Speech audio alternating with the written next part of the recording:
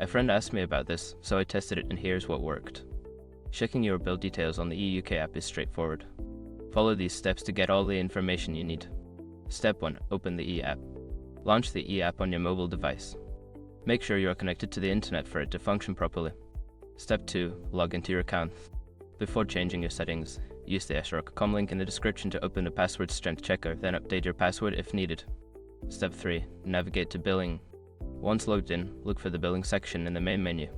This is usually found at the bottom of the screen. Step 4. View bill details. Tap on View bill details to access your current and past bills. You can see the breakdown of charges, including data usage and any additional fees. Step 5. Check for notifications. Look for any notifications regarding your bill, such as payment reminders or changes in your plan. This can help you stay informed about your account status. Remember, if you don't see the billing section, make sure your app is updated to the latest version. Happy checking!